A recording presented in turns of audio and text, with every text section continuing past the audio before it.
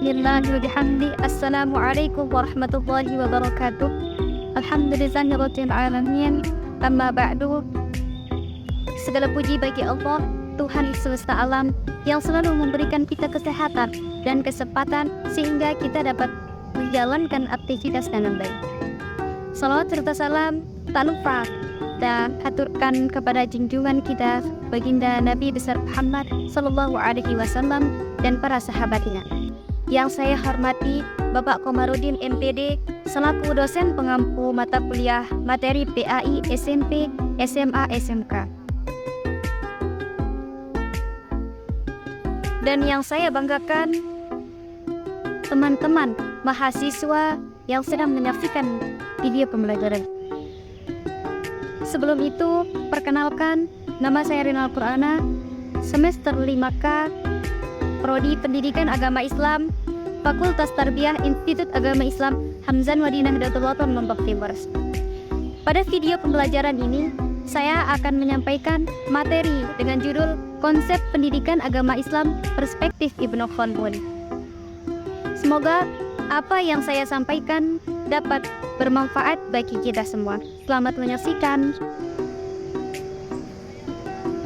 Selanjutnya, saya akan menyampaikan biografi Ibnu Khaldun. Ibnu Khaldun memiliki nama lengkap Abdurrahman bin Muhammad Ibnu Khaldun. Ibnu Khaldun lahir di Tunis pada tahun 1332 Masehi dari keluarga yang terpelajar. Sejak kecil, ia belajar berbagai ilmu agama dan umum.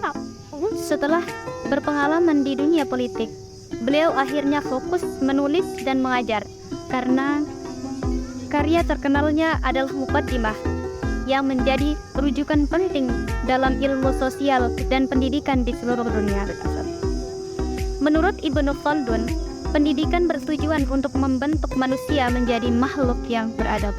Pendidikan harus sesuai dengan kemampuan peserta didik dan dilakukan secara bertahap agar tidak menimbulkan kejenuhan dalam belajar. Pendidikan juga harus memberikan manfaat bagi masyarakat, bukan hanya untuk kepentingan pribadi. Ibnu Khaldun meninggal dunia pada tahun 1406 Masehi di Kairo, Mesir, setelah berkontribusi banyak dalam dunia pendidikan dan ilmu pengetahuan.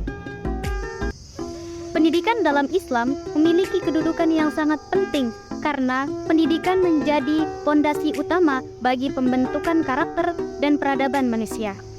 Melalui pendidikan, manusia tidak hanya mempelajari ilmu pengetahuan, tetapi juga membentuk pola pikir dan perilaku dan sikap sesuai dengan ajaran Islam. Oleh karena itu, pendidikan Islam harus diarahkan untuk menciptakan pribadi yang seimbang antara kecerdasan intelektual dan akhlak mulia. Dalam sejarah pemikiran Islam, banyak tokoh yang memberikan perhatian besar terhadap dunia pendidikan. Namun, salah satu tokoh yang pemikirannya paling berpengaruh adalah Ibnu Khaldun. Beliau mengemukakan gagasan yang sangat mendalam mengenai bagaimana pendidikan seharusnya dilaksanakan. Pemikirannya bukan hanya teori, tetapi lahir dari pengamatan langsung terhadap masyarakat dan pengalaman hidupnya dalam berbagai bidang pemerintahan dan pengajaran. Dalam hal kurikulum, Ibnu Khaldun membagi ilmu menjadi 3. Yang pertama, ilmu nakli seperti Al-Quran dan hadis untuk membentuk akidah dan akhlak. Yang kedua, ilmu akli seperti sains dan logika untuk menjawab kebutuhan kehidupan. Nah, dan yang ketiga, ilmu bahasa sebagai alat memahami kedua ilmu tersebut. Ini menunjukkan pentingnya keseimbangan antara ilmu dunia dan ilmu akhirat. Metode pendidikan menurut Ibnu Khaldun harus menyenangkan dan tidak bersifat memaksa.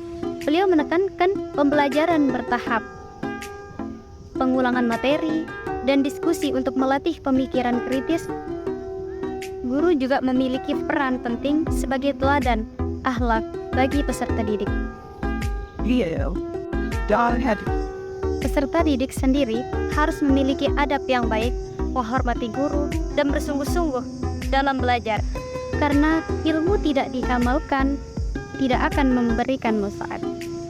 Pemikiran Ibnu Khaldun masih sangat relevan di zaman sekarang ini.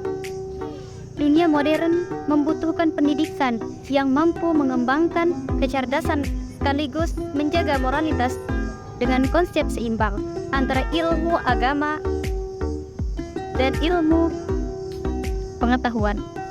Pendidikan Islam akan mampu menghadapi perkembangan teknologi dan globalisasi.